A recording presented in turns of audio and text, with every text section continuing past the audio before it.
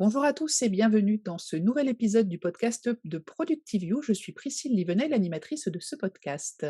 Aujourd'hui, je vous propose une nouvelle interview avec Yvan Demumieux. Bonjour Yvan. Bonjour Priscille. J'ai invité Yvan, qui fait partie de mon réseau LinkedIn et que je suis depuis pas mal de temps parce qu'il a des posts toujours très intéressants. Parce que Yvan est un ingénieur technopédagogique pardon, spécialisé dans l'utilisation de l'intelligence artificielle dans la formation. Donc c'est pour ça que j'ai souhaité évidemment le faire venir. Son LinkedIn que je vous recommande regorge de précieuses informations d'ailleurs si c'est un sujet qui vous intéresse.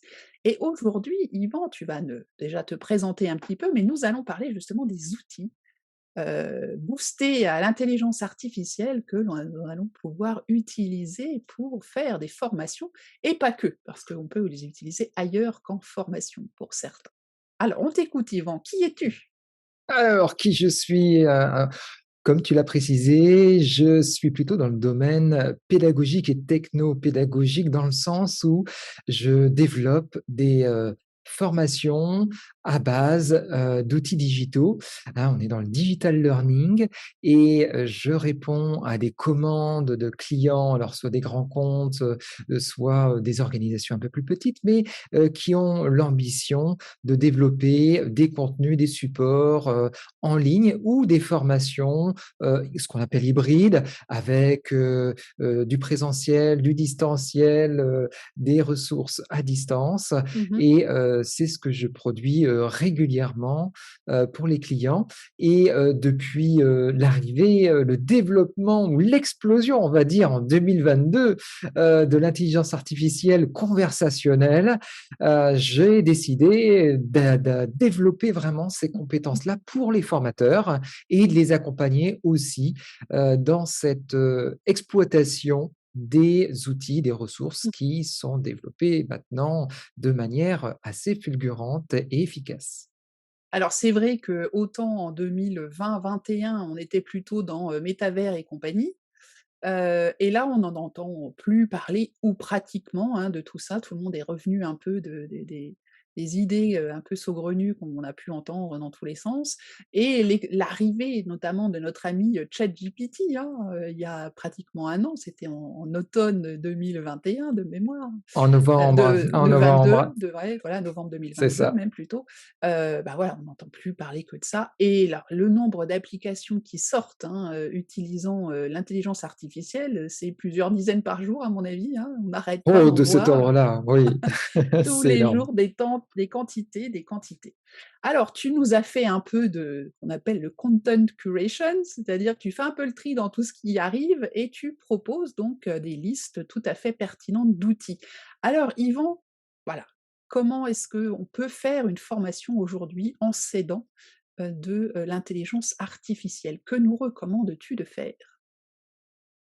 D'abord, la première chose, ça va être de comprendre quelles sont les limites de nos outils pour ne pas tomber, dans tous les pièges que nous offrent, ces intelligences artificielles, qui sont parfois plus artificielles qu'intelligentes. Heu, J'adore. malheureusement malheureusement, elles ont aussi, comme les humains d'ailleurs, beaucoup de biais, beaucoup de limites, qui sont liées, à la fois à la quantité, et à l'orientation de la base de données, sur laquelle ils puisent leurs informations. Bon, ChatGPT, c'est quand même quasiment l'équivalent d'internet, sur lequel, ça parcourt et ça calcule, avec tous les algorithmes. Mais malgré tout, il y a quand même des paramétrages très particuliers qui font que on obtient une certaine orientation des données qui parfois, ne correspondent pas à ce qu'on attend, directement. C'est surtout que, ces outils-là n'ont pas, un sens, pédagogique, comme nous les concepteurs, de formation et ils ont plutôt une méthode de calcul probabiliste, statistique, sur l'arrivée des mots et les associations de mots, qui Exactement. sont dans Mmh. les bases de données. Donc, c'est pas du tout la même manière de raisonner, et donc ça ne produit pas toujours les mêmes effets. Donc si on a déjà conscience de ça, ça, prévient notre sens Mmh. critique, Mmh. sur les résultats Et puis l'autre, c'est aussi, notamment si on cite en particulier, ChatGPT, ça va être aussi, la variété des données, la récence des données sur lequel, c'est puisé. Comme tu le sais, ChatGPT, est limité à 2021. Mmh. Ils ont fait une tentative pour, passer outre ça, mais ils sont revenus en arrière parce qu'ils ont en ce moment très, très peur des attaques, juridiques, et des droits d'auteur, Mmh. donc ils ont Mmh. suspendu potentiellement, pour quelques mois, voire plus longtemps, leur système pour aller plus loin, et donc on a quelques limites en termes de fraîcheur, Mmh. d'information de certains de ces outils IA, dont la plupart se basent, sur la technologie, de d'OpenAI, de ChatGPT. Mmh mh. Donc méfiance aussi avec ces limites-là. Donc ça, c'est le premier point, essayer de faire le tour de toutes les limites. Là, on ne fera pas le tour dans cet Bien évidemment, enregistrement, oui, voilà, oui. parce que c'est pas l'objectif, mais il faut vraiment d'abord avoir ce point-là. Ensuite, on garde les bonnes habitudes de la conception de l'information. Nous avons des cadres et des méthodes sur lesquelles on s'appuie pour faire du développement pédagogique. Nous avons notamment une méthode, l'une des plus connues, s'appelle la méthode ADDIE, en 6 étapes, qui nous permet de développer, nos contenus en partant de l'analyse des besoins des futurs, formés, Mmh mh. jusqu'à l'évaluation, qui est aussi la dernière étape. Bon, on repart de ça et on Oui. va parcourir avec nos outils IA finalement pour obtenir des, données et des aides, une assistance, sur, la production Oui. de ces, différents contenus à chacune de ces étapes-là. Mmh Ça, mh. ça reste la méthode de base qui marche toujours aussi bien. Simplement, nos outils IA vont être un accélérateur à Alors, chacune des étapes. Eh bien, qu'est-ce oui, que tu nous proposes comme outil pour accélérer justement? eh bien, partons tout de suite avec le premier outil, ChatGPT, pour aller, analyser, des besoins de formation. On peut très bien lui, fournir une certaines quantités de données issues de nos tableaux, de nos notes qu'on aura prises lorsqu'on a fait, le questionnaire, Mmh mh. d'analyse des besoins, de nos formations, et on peut, laisser, ChatGPT faire une, 1re analyse et nous proposer, des conclusions par Mmh. rapport à cette analyse-là. Donc ça peut très bien marcher dans Oui. un premier temps. On peut lui demander du coup de nous fournir un certain nombre d'objectifs pédagogiques, qui seraient les objectifs, principaux de Mmh. notre formation. Mmh. Ça marche très, très bien. Oui. D'autant plus qu'on peut même lui demander en respectant la taxonomie de Bloom, par exemple, et il va, très bien aller chercher les bons mots, les bons verbes et cetera. Exactement, il va prendre les verbes, de réflexion, Mmh. Oui. d'action, Mmh. par rapport à, la typologie des objectifs Mmh. Mmh. pédagogiques Mmh. dont on va avoir besoin. Effectivement, taxonomie de Bloom sur l'aspect cognitif, mais on a d'autres taxonomies qui vont être complémentaires, qu'il Mmh. connaît Mmh. aussi, et il faut Oui. pas hésiter à aller lui demander. Si on lui donne les références, des, oui, des stratégies Oui. pédagogiques que l'on Oui. recherche, des références, théoriques, il va pouvoir les Mmh. retrouver parce Mmh. qu'il a accès à des bibliothèques aussi d'ouvrages, qui sont très complets, et donc il peut Mmh. nous donner vraiment des éléments très détaillés de ce Mmh. point de vue-là. Après sous réserve, comme chacun sait, en tout cas si on s'est un peu, posé la question de comment fonctionnait ChatGPT, de faire le bon prompt qui va bien. C'est-à-dire de C'est lui ça, poser la bonne question en étant très, dans le détail. Quel contexte? Est-ce qu'on enseigne des enfants? Est-ce qu'on enseigne des ados? Est-ce qu'on en dans des adultes? Est-ce que ce sont des experts? Enfin et cetera. Il y a tout un contexte à donner pour avoir la bonne réponse à la question. Parce que tout comme tu à l'as dit tout fait. à l'heure, il n'est pas dans notre cerveau, pas Non. encore, hein, donc il est que par association de mots et par conséquent, il ne peut jamais répondre qu'à la question qu'on lui a posée. Et oui, et encore, chacune des questions qu'on lui pose, elles sont jamais assez bonnes par rapport à son mode de fonctionnement, Exactement. Mmh. et donc on va fonctionner de manière essai et erreur, hein. On Mmh. va tâtonner. Au tout début, on va prendre peut-être, soit des prompts génériques qui existent déjà, qui correspondent à ce que l'on peut rechercher. Par exemple, moi, je me suis monté une base de données de prompts spécialisés pour la formation Mmh. dans tous les domaines, de la conception et toutes les étapes de la conception et je n'hésite Mmh. pas à puiser dedans pour commencer. Mais Bien à sûr. chaque fois, ça ne donne pas toujours le résultat que j'espère avec la qualité et donc je continue Mmh. Mmh. à, par itération tout simplement, renforcer ce prompt de base Ouais. pour obtenir un bien meilleur résultat et généralement, ça va prendre 2, 3, 4 échanges Ouais. avec, ChatGPT pour obtenir quelque chose qui devient très intéressant et très riche, et parfois très créatif. Ouais.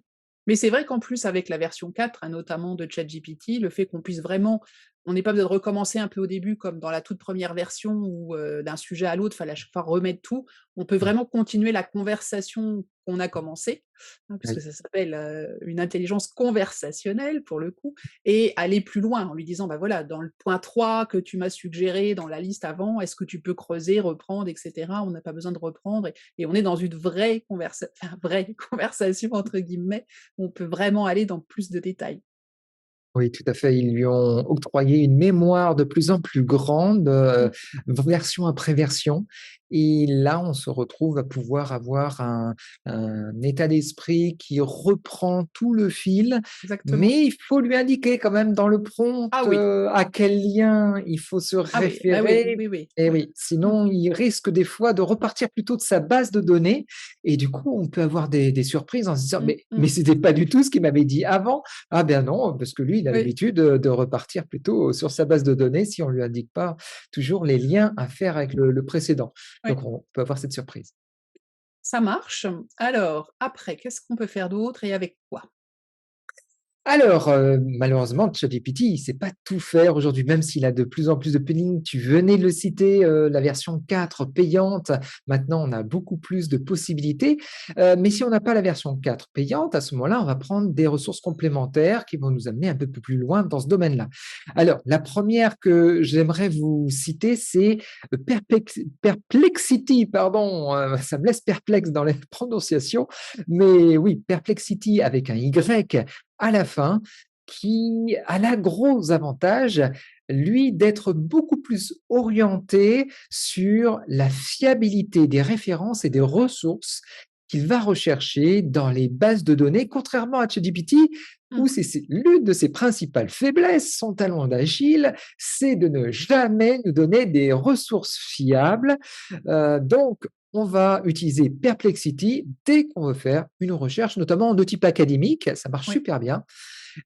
On va lui demander de nous fournir ces ressources. Alors ces ressources, c'est à la fois citer les auteurs de recherche, les auteurs, d'articles de blog et puis nous donner les liens aussi qui sont très intéressants. Il est capable mmh. de nous organiser ça très proprement, tout en faisant une synthèse didactique des éléments qu'il a pu retrouver. Donc, je le trouve particulièrement efficace. Dans sa version gratuite, il est très performant. Dans sa version payante, on aura quelques options supplémentaires et un peu plus, de possibilités d'être, assistés. Ils ont une fonction de copilotage qui permet d'affiner, encore Mmh. plus efficacement les données qu'on retrouve, en fonction, des corpus, d'informations qu'on lui a demandé. Il va nous donner des éléments connexes, des questions qui sont posées par d'autres, des éléments, on va dire de thématiques qui sont très proches et qui peuvent nous intéresser et enrichir notre recherche. Ça, cette fonctionnalité, copilotage est assez Mmh. intéressante. On en a 5 gratuites d'office, donc c'est déjà pas mal pour une première recherche et puis, si on a besoin d'aller plus loin, bon, on peut Mmh. éventuellement passer à la version pro qui reste très D'accord, intéressante. Perplexity. Alors j'utilise moi un outil qui est peut-être un petit peu similaire, mais qui est par contre Mmh. très ciblé sur les recherches universitaires, Oui, qui enfin les recherches, on va dire, pas forcément universitaires, mais les oui. recherches vraiment officielles qui sont sorties dans des papiers officiels, des thèses, des choses et des Mmh. machins. Ça s'appelle consensus.ai, Mmh. ou AI, hein, puisque c'est plutôt un outil, Oui. il me semble on lui parle en anglophone. anglais, je alors j'arrive plus à savoir à force parce que c'est comme c'est pas Eh oui, forcément un sujet pour moi, mais en tout cas très pertinent et pareil, il va nous sortir tout un tas là, on a les ressources, on a tout et on peut cliquer dessus pour aller directement du coup voir un PDF d'une thèse et cetera. Il va nous dire combien de fois ça a été cité, où, par rapport à des informations qu'on recherche et voilà, par contre là, on a vraiment des sources et pour le coup là, c'est vraiment des études, des recherches qui ont été faites dans n'importe quel domaine, hein. Mais du coup, on a vraiment de la ressource, plutôt fiable. Après, il faut faire le tri comme dans tout, hein, mais au moins on a des sources. Au moins on a eh des oui, sources et des chiffres et on peut aller chercher, creuser, vraiment pour aller récupérer ce qui peut être nécessaire aussi en formation, hein, quand on veut backuper, des complètement. données, des chiffres, Eh oui, voilà. tout Mmh. à fait. Exactement, ouais, donc c'est très intéressant, c'est un bon complément consensus, .ai, mais Perplexity donc sait faire ça Mmh. aussi. On peut lui OK, demander de rechercher uniquement sur des, recherches, de type, académique ou universitaire, ou sur tout le web d'accord, pour OK. avoir aussi, des ressources plus variées. Je Donc ça c'est testerai, je ouais, ça dirais. vaut le coup vraiment, ça vaut vraiment le coup Merci, et il converse bien lui en français, il y a aucun souci. parfait. Alors, quoi d'autre? Alors, il y en a un autre, attention, là, c'est mon chouchou 2023, mais vraiment pour les, on va dire les spécialistes de la formation. Alors les enseignants vont être encore particulièrement plus avantagés parce que ça a été, développé spécialement pour eux à l'origine, mais vraiment tous les formateurs, les concepteurs de formation vont pouvoir, l'utiliser aussi. Ça s'appelle Almanach. Almanach, là aussi, .ai et c'est un outil, très complet dans le sens où il est capable finalement de nous concevoir, toutes les étapes principales, de notre formation, faire notre recherche d'abord d'objectifs pédagogiques. Ensuite, il affine les sous-thèmes liés à l'objectif pédagogique. Ensuite, à partir de ça, il peut nous proposer des contenus qui répondent à ces objectifs et ces thématiques Mmh. et à partir de là, on va pouvoir créer un ensemble de supports. On va pouvoir créer des supports de type de présentation, PowerPoint, Google Slides. Ça, il sait très bien le faire de manière automatisée sur cette base-là. On va pouvoir lui demander aussi de nous rechercher des contenus de type multimédia, nous rechercher sur YouTube des références qui correspondent à ça pour nous donner Mmh. des vidéos que l'on va pouvoir montrer en formation et Ouais. utiliser comme ressources. Il va pouvoir nous développer aussi des propositions d'activités pédagogiques et tout ça en restant vraiment bien cadré par rapport à l'ensemble du développement que l'on a fait étape par étape, de notre conception de formation. Alors c'est OK. vraiment mon grand coup de cœur. Alors naturellement, il travaille plutôt facilement, en anglais, mais si on lui parle en français, il nous répondra en général en français, même si j'ai constaté alors c'est une version bêta, il n'est pas encore complètement, parfait, il y a encore des petits bugs, mais il, nous donne ça plutôt en français. De temps en temps, il va faire un petit peu de mélange, il faut le reprendre, gentiment et puis, ça se passe bien. J'ai trouvé une application aussi qui faisait un peu le même style, où tu pouvais commencer alors tu mettais ton objectif en français, puis ça switchait un Mmh. peu en anglais, Aïe! enfin il y a 2 mais bon après c'était pas forcément un problème, mais voilà, moi Oui. je me suis dit: «Voilà, il y a encore certaines interfaces qui sont encore pas toujours bilingues ou trilingues ou Mmh. autres», mais effectivement sur beaucoup quand même en anglais ça fonctionne bien. Almanach. Alors je précise parce que j'étais en train de chercher en même temps que tu me le disais et donc il y a plein de d'applications qui s'appellent almanach.ai, mais celle-ci, c'est bien Almanack. Exactement. Voilà, parce que si on fait pas le cas, on se retrouve Non. sur un truc de l'agriculture de je sais pas trop quoi, aussi géré par l'AI. Donc là, ça bon, on va se rendre compte vite fait que c'est pas ça, Oui. mais voilà, donc elle a un petit, c'est un peu vert avec des petits bandeaux, voilà, Mmh. c'est pour vous parler. Je mets de toute façon dans l'article, hein, que Oui. compagnon qui va accompagner le podcast, il y aura bien évidemment les liens vers, toutes ces, applications. Alors je précise que a priori, tu n'es pas, payé par l'un ou par l'autre pour, nous faire la promotion. Bah, si j'ai pris des actions du coup dans toutes ces sociétés et non, non, Ah non, je il y a pas d'affiliation. D'ailleurs, les liens voilà. que tu vas donner probablement n'auront Non, pas non, de bah, lien non plus, d'affiliation non, non non, non plus. plus, non Non, plus, non, non plus. on Non, non. gagne rien avec Mmh. ça, mais on a le Pas plaisir de encore, partager, peut-être que des pépites. plus tard, Qui mais sait? pas encore, pas encore. Non. OK, alors almanach, très bien. Alors ensuite, que nous proposes-tu? Eh bien, pour aller un peu plus loin, cette fois-ci, dans les activités en tant que telles, de formation, on cherche souvent des moyens trouver un peu plus d'interactivité et Ouais, d'augmenter la qualité de l'apprentissage pour les étudiants. Et là, je vais vous proposer du coup une application qui s'appelle PrepSup, comme préparation supérieure, qui nous propose de créer automatiquement des quiz. Alors ça, c'est un grand classique. On oui, en on en trouve trouve des plein. On en tonnes. trouve des tonnes, oui. Voilà, des outils sur les quiz et il nous propose aussi plutôt du flashcard également. Donc ça aussi, on en trouve. Les 2 combinés, c'est pas toujours fréquent. Là, il fait les 2 et il nous propose à la fois en tant que, formateur ou en tant qu'étudiant, de nous créer ça très, très rapidement, simplement. Donc je vous recommande de tester, oui, cette application dont le logo, c'est une très belle chouette bleue avec un petit chapeau, à l'américaine, voilà, qu'on connaît bien lorsque, nous avons un diplôme. Alors, pour aller dans la même veine, parce que j'ai pas encore, je l'ai vu se passer dans ton post de ce matin là, le Oui, PrepSup, mais j'ai pas eu le temps de tester encore. ah oui, J'en ai trouvé un qui était d'ailleurs dans ta liste, de ton Notion là que tu partages, oui, qui s'appelle Knowledge, oui, knowledge, oui, Knowledge.io. oui, Alors, il est en anglais celui-là, hein, c'est ça, mais c'est pour ça que je l'ai pas sélectionné. ouais, mais par contre, en termes d'activités complémentaires, je Mmh, pense que celui-là, il est extrêmement bien fait. Parce mmh, qu'on met son alors soit on lui demande de créer un support de toutes pièces, hein, c'est-à-dire qu'on met le titre et puis il va nous sortir des slides ou des choses. On peut aussi mettre son contenu. Moi, en oui, l'occurrence, j'avais tout un texte, qui était en Word que j'avais rédigé pour une prochaine formation. J'ai voulu le tester, oui, donc j'ai fait un copier-coller, hein, donc ça s'appelle le oui, format free text et donc là, il m'a sorti et je l'ai vraiment pris pour cette partie quiz parce que oui, l'intérêt de cet outil, c'est que, on exporte ensuite un package en format SCORM pour le mettre dans un LMS, mais tu peux pas l'utiliser tout seul, oui, hein. Tu peux pas dire à tes apprenants: «Allez dessus», parce qu'il faut l'exporter.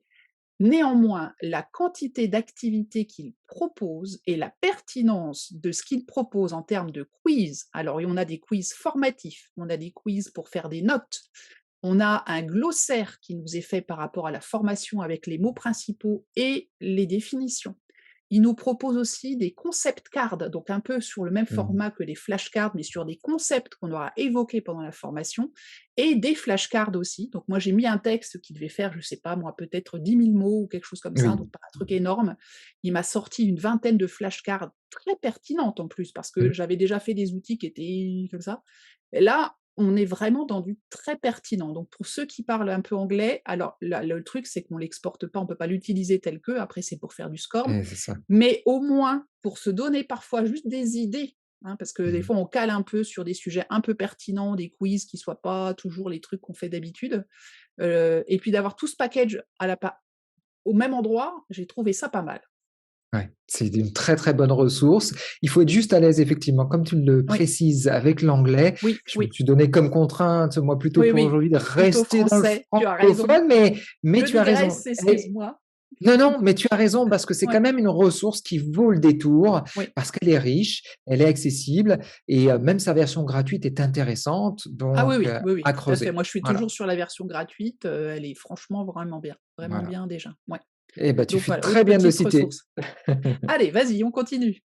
On continue. Alors là, c'est un grand classique qu'on pourrait oublier malheureusement, parce que, il n'est pas toujours, dans les premiers qui arrivent par rapport à sa gratuité, même s'il n'est pas très cher, mais il est hyper connu. C'est Canva pour faire des présentations, des ressources pédagogiques sous forme très visuelle, qu'elles soient, de manière image ou de manière vidéo.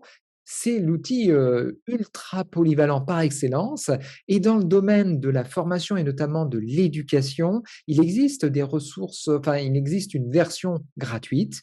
Pour ceux qui sont, formateurs, professionnels, non, mais pour ceux qui sont enseignants, dans une, entité, officielle, pas de souci pour obtenir la version gratuite, le Canva Pro Mmh. ou alors dans une association. Il y a beaucoup de gens, parmi nous qui sont aussi dans des associations. On peut obtenir Canva Pro en étant dans une association, donc c'est très intéressant et on va pouvoir utiliser son module aussi d'intelligence artificielle qui va pouvoir remplir nos visuels, d'informations de manière, automatisée, à la même manière que Mmh. ChatGPT et même, créer, pourquoi pas des images. Alors par contre, ça n'a pas la même qualité que le super outil Midjourney qui aujourd'hui, je ne trouve pas encore, d'outil complètement à sa portée. Il a toujours un petit niveau supplémentaire par rapport à tous ses concurrents, mais on verra. Peut-être qu'on aura Mmh. un outil, Mmh. complètement gratuit, du niveau de Midjourney, pour le concurrencer et varier un petit peu, les possibilités. Mais en tout cas, aujourd'hui, Canva, est une super ressource Mmh. en formation. Alors moi, je l'utilise beaucoup. Alors, je n'utilise pas encore l'IA, même si aujourd'hui, enfin, notamment ce matin, j'étais en train de faire un certain nombre de slides pour une prochaine formation. Donc là, j'ai mon contenu et je fais donc mes slides. Et Mmh. là, effectivement, je me suis rendu compte qu'il me proposait des alors là, c'était plutôt sur le design, Oui. en fonction parce que moi, je mixe en général plusieurs présentations pour trouver un slide comme ci, un comme ça, machin, Mmh. voilà. Et donc là, il me proposait des choses un petit peu comme le fait, parfois, pas plutôt bien, parfois plutôt bien, Mmh mh. le PowerPoint, en ligne où de temps en temps, il a une idée un éclair de génie et il nous propose, un setup, enfin, un design qui est pas mal. C'est pas tout le temps, mais voilà. Donc là, il me proposait des choses un peu basées sur, ce que le mix, hein, des présentations que Mmh. j'utilise et il me proposait des choses. Donc en termes, et là, c'était marqué effectivement que c'était la version, améliorée. Par contre, j'ai Mmh. encore jamais testé la création de slides un peu automatiques comme on peut voir sur Oui. des outils comme Gamma ou autres. Mmh. Toi, tu l'as déjà testé ça? C'est un petit Oui, module à part qu'il faut activer ou, parce que oui, moi j'utilise exactement. plus que ça maintenant. C'est un petit module complémentaire. Tu D'accord. vas, dans Je ton sais qu'il y a menu tous les en bas apps à là. gauche, Ouais. voilà, c'est ça, donc côté des apps, en dessous et tu as, c'est une sorte de logo avec des étincelles, que tu vas retrouver D'accord, en OK. bas à Bon, gauche bah, et écoute, je vais puis, tester ça. c'est Mmh. facile, vraiment c'est très, très Ouais, facile et ça va pouvoir remplir un petit peu de manière automatisée, oui. tes slides. Là aussi, hein, la qualité va dépendre de la qualité de ton prompt. C'est comme dans ChatGPT. Au début, tu vas te dire: «Mais qu'est-ce que c'est banal, ce qui nous sort, c'est pas terrible, je vais en refaire à la main». Bon, bah, c'est pareil, là aussi, il faut gonfler, Mmh mh. muscler ton Ouais. prompt à l'origine, Mmh. faire un peu du prompt engineering, pour, ceux qui veulent parler un petit peu plus riche. Mais, l'idée est vraiment Ouais. de, lui donner les bonnes directions parce que, Mmh. on retrouve des limites très, très vite, rapidement. C'est un outil Canva qui est, je trouve exceptionnel. Moi, c'est au Mmh. point que je n'utilise plus du tout, PowerPoint, hein. Mmh mh. Quand j'ai des clients qui me donnent des fois on me donne leur template, hein, de slide, Mmh. bah, je l'intègre directement dans Canva et je vais jouer avec. Oui. Mais, parce que je trouve la souplesse d'utilisation. Tu parlais tout à l'heure de la version gratuite, franchement la version gratuite est déjà top. Oui. Top, top, top, parce qu'en fait, on a toutes les fonctionnalités, que ce soit gratuit ou payant. L'avantage de la version payante, c'est qu'on a accès à beaucoup plus de ressources supplémentaires, de photos, de machins, de trucs et de bidules. Oui. Mais les fonctionnalités de base dont on a besoin, on les a Oui. dans les 2 cas, de toute façon. Mmh. Et la nouvelle fonctionnalité, ça je le recommande beaucoup parce que je fais des formations pour des formateurs à distance, Mmh mh. pour ceux qui veulent pas s'embêter à prendre des tableaux blancs dans Klaxoon ou autre Mmh. chose, ou Miro ou compagnie, alors que je suis très fan, hein, parce que j'utilise ces Mmh outils-là. mh. Maintenant, la nouvelle fonctionnalité qui permet de transformer directement sa présentation ponctuellement sur un slide en version tableau blanc pour que chacun aille mettre son petit commentaire, son sticky et cetera et je reprends ma présentation est quand même fabuleuse et ça évite d'avoir plein d'outils, hein, à jongler d'une fenêtre à l'autre à distance, c'est pas toujours facile. Donc voilà, outil, magnifique pour tout, hein, maintenant. On fait tout avec Canva. Ah oui, c'est vraiment impressionnant. Ouais. Il va vraiment, dans l'univers, qui était réservé à Adobe avant, Mmh. Adobe, pour la version, Ouais. plutôt anglaise, et on se retrouve vraiment avec un outil qui peut faire, toute la conception de A à Z avec les supports pédagogiques. C'est pas que le côté visuel, on voit bien, c'est le côté animation, Mmh, c'est le mmh, côté textuel. C'est vraiment très impressionnant donc comme tu viens de le dire, moi je le recommande, que ce soit en mmh. version gratuite ou payante, il y a vraiment de quoi faire. Je Et trouve en quand même payant, il est que pas très cher, hein, on est alors quoi à non, il 11 est ou pas 12 cher. euros par mois ou quelque chose comme ça. Enfin voilà, c'est Ouais, vraiment pas la ruine, je quoi. même pas, je il me semble qu'il est plutôt aux alentours de 8 ou 9 €, il me semble, dans les Je versions, il me sais semble, plus, j'ai mais pas bon, un peu abonnement importe. annuel, mais enfin bon bref, c'est Oui, quand voilà, même c'est ça. voilà, très abordable, on va dire, très, Ouais, très abordable. exactement, Et le pour tout temps ce qui est produit. gagné, voilà, c'est largement rentabilisé en plus. Exactement, tout à fait. Alors pour ceux qui vraiment veulent pas partir dans Canva parce qu'ils trouvent au contraire qu'il y a beaucoup trop de choses dedans, que justement on peut s'y perdre et qu'on voudrait la version, payante mais sans rien payer, alors à ce moment-là et qu'on veut quand même faire des slides, il existe, une version qui marche à peu près bien avec du français aussi, ça s'appelle Magic Slides.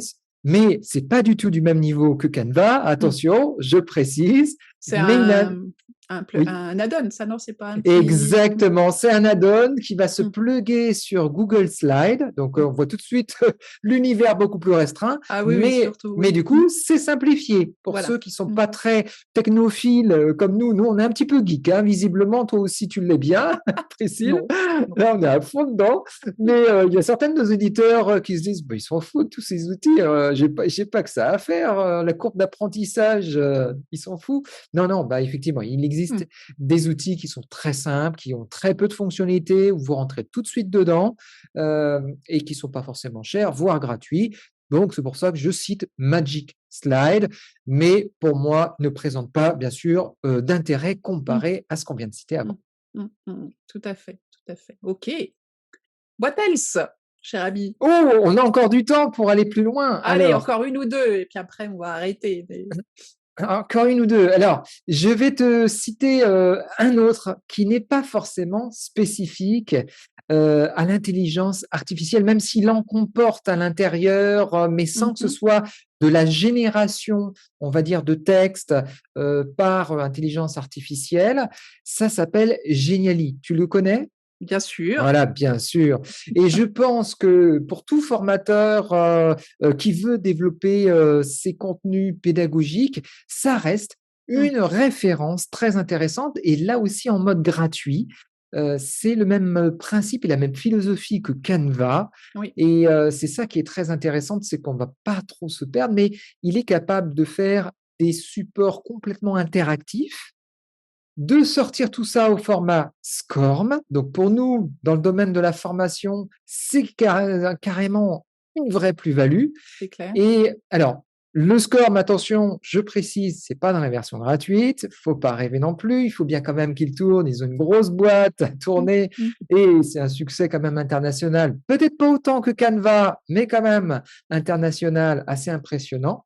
Et je pense qu'il est assez facile d'accès aussi, hein, son Mmh. Mmh. ergonomie est assez Oui, oui. intuitive et on va pouvoir faire vraiment, de la gamification aussi de nos ressources de formation ou simplement même Mmh. des, Mmh. présentations qui sont au format et au standard des présentations de formation avec le Canva, des objectifs pédagogiques, de la présentation Mmh. et tout et tout et tout. Mmh. Mmh. Parce qu'il y a des modèles, il a son gros point fort, c'est sa banque de données de modèles qui est très impressionnante. Oui. Alors, beaucoup plus impressionnante si vous avez acheté la version en abonnement, évidemment, puisqu'il y a beaucoup plus de modèles payants. Mais même la version gratuite, déjà, les modèles de base sont Mmh. déjà de Mmh.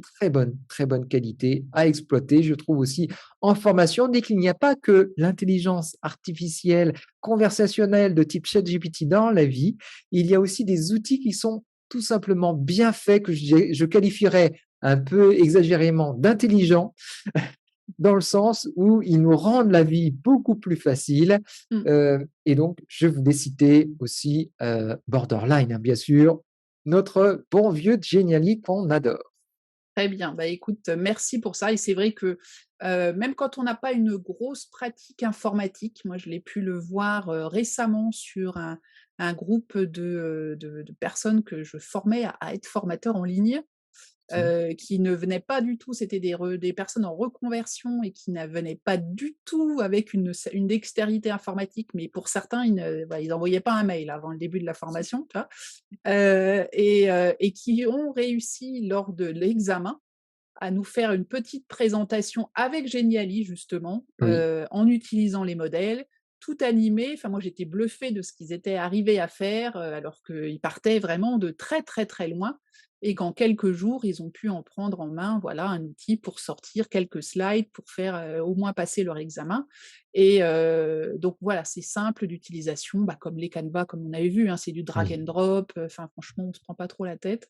Et en mode gratuit, encore une fois, il y a un Mmh. énorme base quand même. On a une Mmh. énorme base même en mode gratuit, hein, donc là, effectivement, tu as bien fait de le mentionner celui-ci aussi.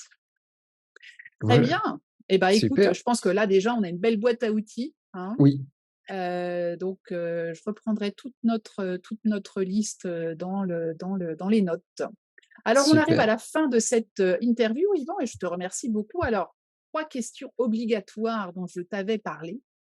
La première, ça va être, est-ce que tu as un mantra, une petite phrase, un proverbe qui te suit? Oui, j'en ai un, tu vois? J'ai absolument pas préparé ces 3 questions-là, je les ai complètement oubliées alors que tu me les avais Zappé. Ah ben, données. bravo. Donc on va le faire vraiment, au naturel avec, ce qui me vient à l'idée.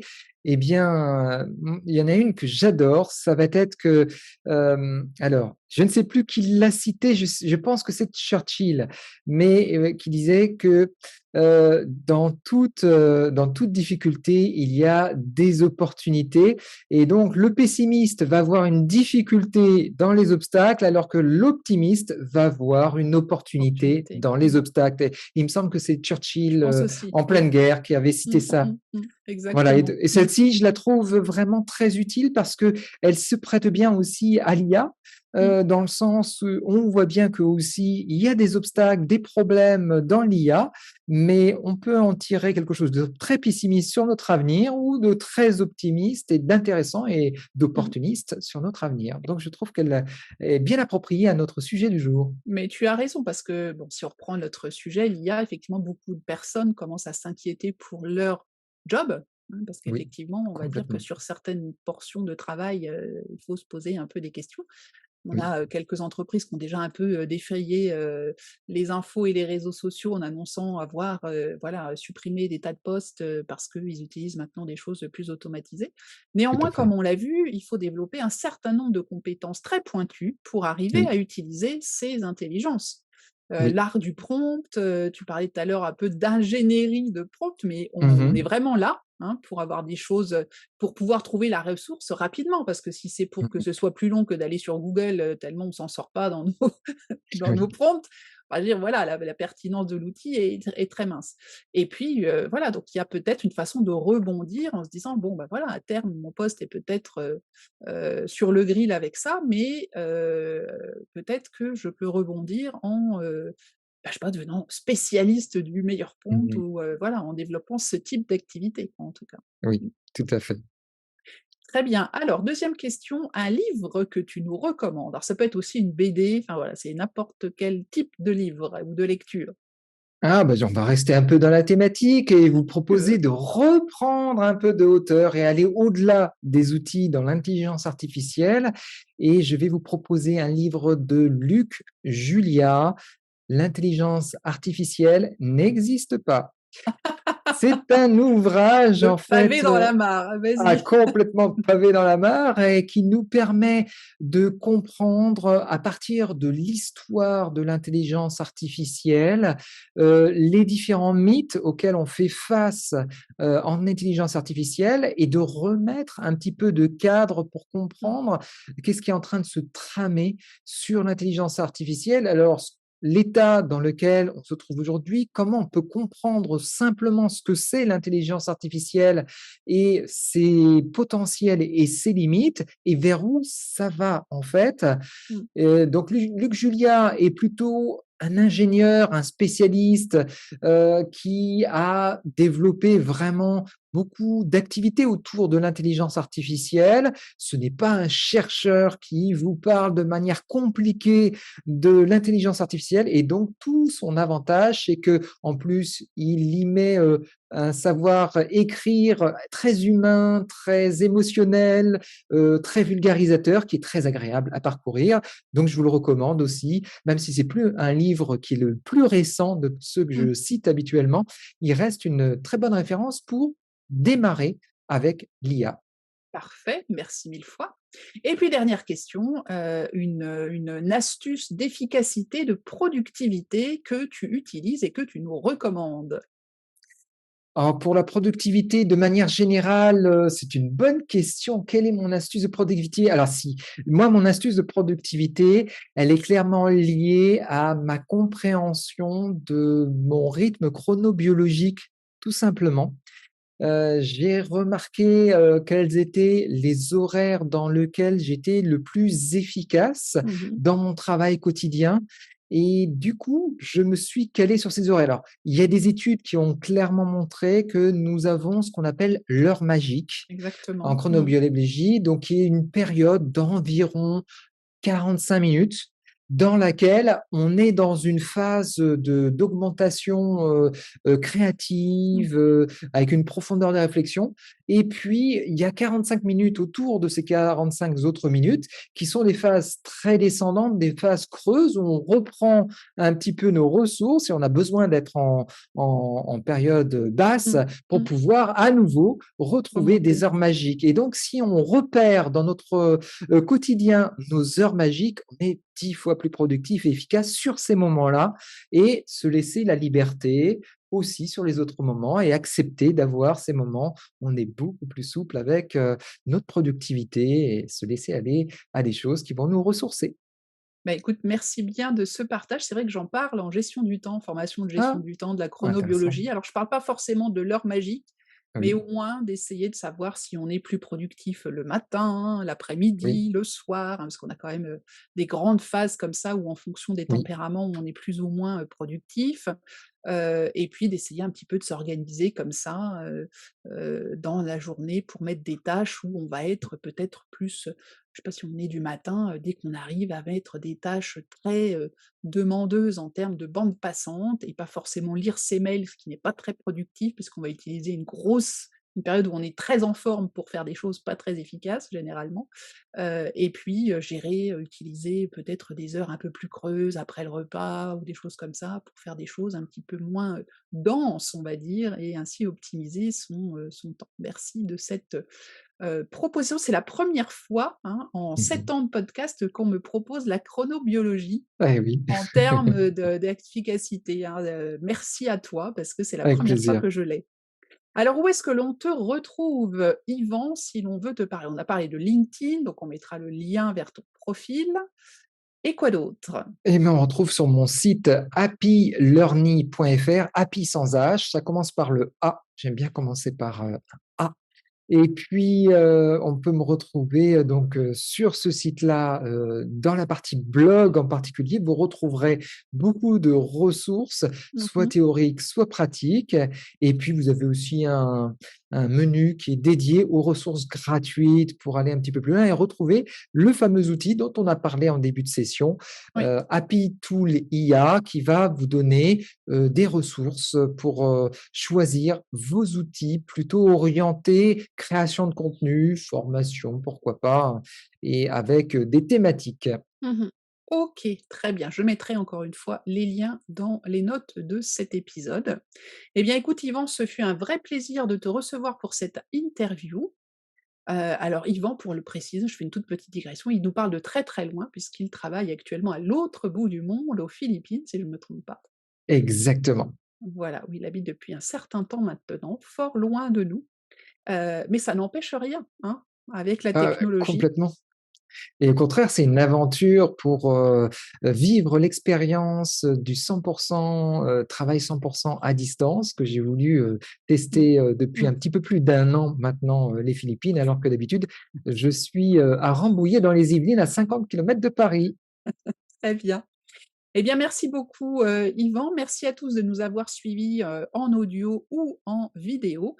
Les notes, comme je l'ai indiqué sur le blog productiveyou.com dans la catégorie, podcast. Vous pourrez tout retrouver, les liens. N'hésitez pas à vous abonner à cette chaîne si, c'est la première fois que vous nous écoutez pour vous être tenu au courant des prochains épisodes. À très bientôt. Merci à tous. Bye bye. Merci Priscille.